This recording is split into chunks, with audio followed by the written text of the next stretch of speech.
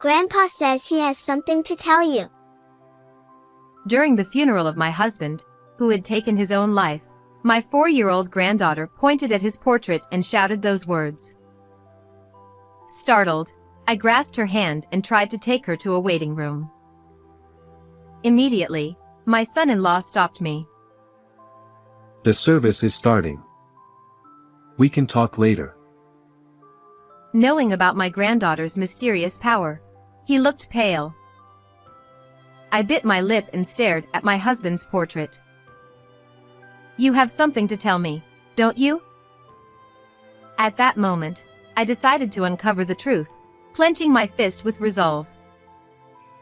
I'm Helen, a 63-year-old housewife. I've been married to William, who is older than me and a company president, for 25 years. He's kind and considerate, and we've enjoyed peaceful days together. Thanks to him, I've been able to recover from days of sorrow. Interestingly, we both remarried. We both lost our previous spouses to illness and carried the weight of sadness while raising children alone.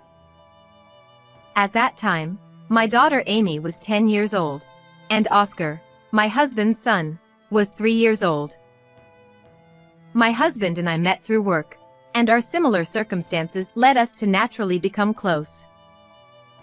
Since Oscar was still very young, he didn't seem to understand that he had lost his biological mother or that he wasn't biologically related to me.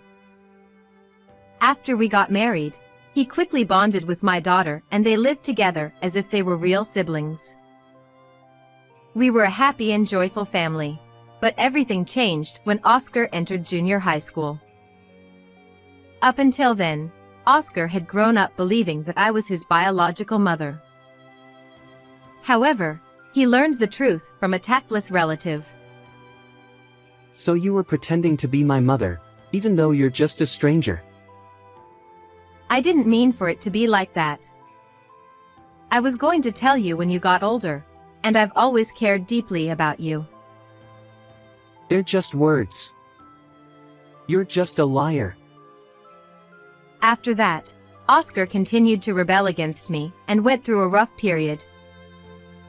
However, he finally settled down around the time he graduated from university and joined my husband's company. It seemed that being told by my husband that he would groom him as his successor gave him encouragement. Mom, I was wrong. I'm going to turn over a new leaf and do my best from now on. I still remember feeling relieved as I watched my son say this with shining eyes. Meanwhile, Amy, who had started working at my husband's company earlier, married her colleague John. He is a smart and capable person who excels at his job. Both my husband and I felt reassured knowing our daughter was in good hands with John. Shortly after, Amy became pregnant, and we eagerly awaited the birth of our grandchild. However, an unexpected tragedy struck our family. Amy passed away due to complications from a difficult childbirth, succumbing to severe bleeding. Her last words, almost like a whisper, were, "Please take care of the baby." Oh no. Amy. I couldn't accept the fact my daughter passed away and was frozen in disbelief. During that difficult time, my son Oscar gently comforted me. Mom, stay strong. I'm here for you.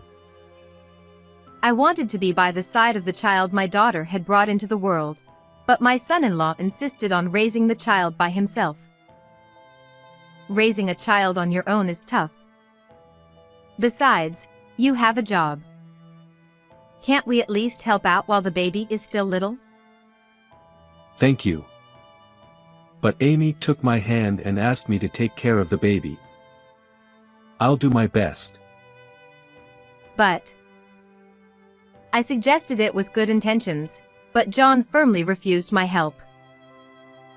Unable to insist against his decision, I chose to silently watch over them. My granddaughter was named Olivia and she grew up lively and healthy, despite my worries, reaching the age of 4. She was an adorable child who resembled Amy. Around that time, John started occasionally leaving Olivia with us. He didn't stay with us often, citing his busy schedule, but we were always happy to see our granddaughter whenever we could. Sometimes when John came to pick Olivia up, I could smell alcohol on him, but I assumed he had social obligations. My husband and I were too focused on our granddaughter to worry much about it. Olivia is growing up so pure and sweet. It's like young Amy has come back to us. She's adorable. My husband adored our granddaughter so much that he cherished every moment with her, playing hide and seek and tag. The sorrow of losing Amy never faded, no matter how much time passed, but spending time with Olivia helped heal that pain. However, something happened that would plunge me back into the depths of despair. That morning, while getting ready for work, my husband made an unusual request for dinner. I'd love some fried chicken tonight. You make it so delicious. Oh, thank you. With such praise, I'll have to put extra effort into it. Look forward to it. Great, I'm counting on you. Well, I'm off. Take care. Have a good day. Little did I realize that such a trivial conversation would be our last. Later in the afternoon, as I was preparing to go grocery shopping for dinner, my son-in-law called. Please stay calm and listen. What? What's wrong? Your husband has passed away. What? My husband suddenly passed away. He fell from the rooftop of a newly completed 5-story apartment building constructed by his company. My son-in-law John was the first to discover him. Apparently, just before the incident, my husband had sent a text to John. He texted me saying, "There's something I'm concerned about in the new apartment. Can you come and check?" So I went, and that's when I found your husband lying there, bleeding from his head. Oh no. I called an ambulance, but it was too late. I rushed to the hospital by taxi, but instead of being guided to a hospital room, I was directed to the morgue. I desperately called out to my husband, who was cold and covered in a white sheet. Please. Open your eyes. Feeling lost and in tears, Oscar, who arrived later, held me tightly in his arms. Dad, if you had any worries, you should have talked to us. It's not good to keep things to yourself. What? According to the police investigation, his shoes were found neatly arranged on the rooftop, and statements from those involved revealed that my husband had been troubled. It was concluded that he had taken his own life. However, there were no signs of such behavior from my husband, and I can't imagine him leaving me and taking his own life like that. I thought we trusted each other and shared everything. Was that just my belief? Left on the brink of despair, with no energy to even prepare for the funeral, I was grateful that Oscar and John stepped in and took care of everything. And then, on the day of the funeral, since there was some time before the service began, Oscar was greeting business associates near the entrance.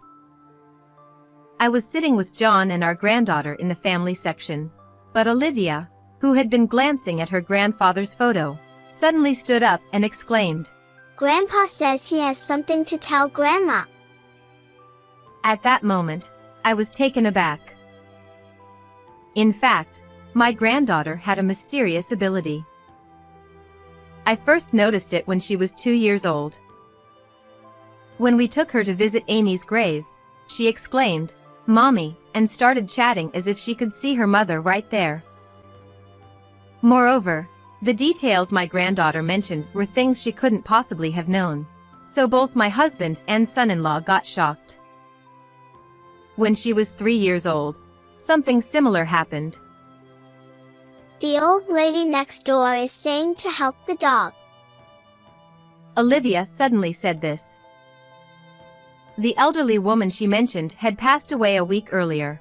So I found it strange, but I decided to check her house, and found a dog chained up and had been barely moving inside its doghouse. It seemed that my granddaughter had the ability to communicate with the deceased. However, John denied it. It's just a series of coincidences. Olivia simply enjoys her imagination. Please don't mention this to anyone else. Of course, I had no intention of sharing this with anyone, but I strongly believed in Olivia's abilities. I'm sure Olivia can see my husband. I thought to myself, unable to sit still. I took her hand to take her to a quiet room where we could talk more. However, my son-in-law stopped me firmly. It's before the funeral. We can talk later. He usually was gentle, but now he had a stern expression and looked pale. John tried to take Olivia to his side, but she resisted and didn't leave my side. Holding Olivia's hand, I gazed at my husband's photo and spoke to him in my mind. You have something to tell me, don't you? That's right. He couldn't have taken his own life. My husband left for work with his usual gentle smile, even making a dinner request. There was no suicide note and it didn't make any sense he's gone like that. As I pondered these thoughts, Oscar, who had been greeting attendees, approached the family seats. However, my attention was fixed on John, who seemed tense at that moment. Just then, Oscar called out to John, and the two went outside to smoke. Seeing an opportunity, I took Olivia to the waiting room and finally had a chance to hear her out. The words that came from my granddaughter's mouth were not something a 4-year-old would say, and it was clear that my husband was communicating to me through her. Moreover, it was unbelievably horrifying. I can't believe he's... I was shocked to my core, but Olivia continued with even more astonishing words. Grandma, you're being targeted too. Grandpa says you need to run away quickly. Upon hearing this, a chilling tremor ran through my entire body, prompting me to quickly seek refuge with the police. However, upon further reflection, I realized there was no evidence to support Olivia's story. I believe in my granddaughter's mysterious abilities, but I don't think the police would take it seriously. Besides, it would be troublesome if negative rumors about Olivia spread. However, I cannot let the person who harmed my husband get away with it. I will never forgive them. With determination, I returned to the venue. After that, many people who had connections with my husband gathered at the funeral to pay their respects. Then, during the time for the eulogy, Oscar stood before everyone, tears streaming down his face. My father was a kind and reliable business leader. It's heartbreaking to see him gone like this. I wish I had noticed his struggles sooner. Dad, I'm sorry. I'll take care of the company from now on. Oscar struggled to speak through sobs, and the sound of weeping from attendees began to fill the room. At that moment, I made up my mind and stood up, and asked the host for the microphone. Thank you all for taking the time to come here today for my husband. He's saying he has something to tell everyone, so I will speak on his behalf. Hey, Mom. What's going on? Are you okay? My son-in-law stared at Oscar with a fearful expression as he spoke to me in concern. As Olivia ran over to me and held my hand, the attendees began murmuring, "Speak on behalf of the deceased president? Is she delusional?" I raised my voice loudly to cut through the commotion in the room. My husband did not take his own life. He was pushed from the rooftop of the apartment building by someone. The shocking words that came out of my mouth instantly froze everyone in the room. "It was you," I shouted, pointing at the person. It was Oscar. What are you talking about? Amidst the chaos of the bewildered attendees, my son's calm expression suddenly turned into the face of a villain. Are you trying to frame me? Oscar continued to shout afterward, claiming that because I was his stepmother, my aim was to secure the inheritance for Olivia, who is my daughter's child. Upon hearing this, the attendees collectively looked at me with disapproval. That's terrible. Just because there's no blood relation, accusing him like that. Whispered voices murmured around me. Feeling that everyone in the room was on his side, Oscar smirked and continued to press me further. The police concluded that Dad was tormented and took his own life. I'm innocent. There was no evidence that my husband was tormented. You were the only one who testified that to the police. Dad told me so. He said he couldn't bear to live anymore. He spoke his mind only to me. And his shoes were neatly lined up on the rooftop. Oscar's face turned bright red, his eyes widened, and he raised his voice angrily, spitting as he spoke. I know the reason he took off his shoes on the rooftop. He told me about it. What? What do you mean? Then, I began to recount the circumstances my husband died, which I had heard from Olivia. It was my son who had invited my husband out to see the completed apartment that day. Thanks to you, Dad, I've grown up. Let's wrestle like we used to. When they got to the rooftop, he took off his shoes and encouraged my husband to do the same. At first, my husband was bewildered by the sudden invitation, but he fondly remembered playing like that with his son when he was a child and agreed to join Oscar. Later, after pushing my husband off the rooftop, Oscar arranged his shoes neatly to make it appear as though my husband had jumped on his own. After confirming that his father had stopped breathing, my son sent a text from my husband's phone to John saying, "Come to the new apartment right away." Upon hearing my account, Oscar turned pale, and his lips trembled. Why would you know about that? Only Dad should have known. My husband is here, and he's angry at you. You're coming after me next, aren't you? As Oscar realized I knew everything, sweat poured from his forehead. Dad, are you really here? But I had no choice. Because it's his fault. Resigned to his fate, my son began to confess everything that had happened. In truth, my husband had assessed that Oscar lacked the capability to run the business. He had informed both John and Oscar that he intended John to be his successor, with Oscar placed under him.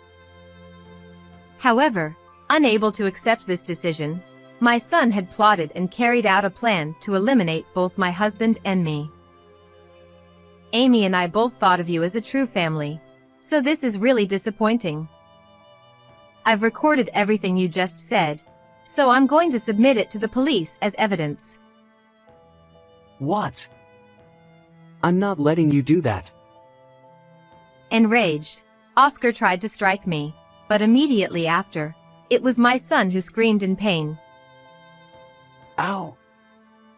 Let go of me. It was John who had twisted his arm and stopped him. He told me that he was entrusting me with the company and his son. I was planning to pass the presidency to Oscar once he grew into the role of CEO. Despite saying that, my son-in-law seemed wary of Oscar. He sensed something amiss in Oscar's actions and behavior, suspecting that he might be up to something nefarious. Upon hearing Olivia's words at the funeral, John realized his suspicions might be true. John had tensed up at that time for that very reason. Hand over the presidency. Don't lie. You're planning to take over both the company and the inheritance. Everyone wants money, right? Someone among the attendees must have called the police, as they entered the venue at that moment. Suddenly, Oscar's eyes welled up with tears, and he clung to me. Please, help me. We're family, right? What? How can you even say that? Besides, I'm cutting all ties with you. Whatever happens to you is no longer my concern. Hey! Don't be so cold. Please. Just don't let the police take me. Make sure you pay for your crimes. As I spoke these words coldly, Oscar seemed to realize that nothing he said would change my mind. He collapsed to his knees. Afterwards, he was found guilty and sent behind bars. By taking my husband's life, he forfeited any rights to inherit the company or its assets. There was no one among the relatives to support him.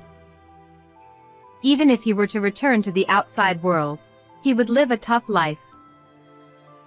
Meanwhile, I am now living with my granddaughter and son-in-law. Thanks to the adorable Olivia, who is growing up healthy, I am slowly regaining my spirits. Today, I placed freshly made fried chicken, which my husband loved, in front of his photograph, and talked to him. Thank you. I'm doing well.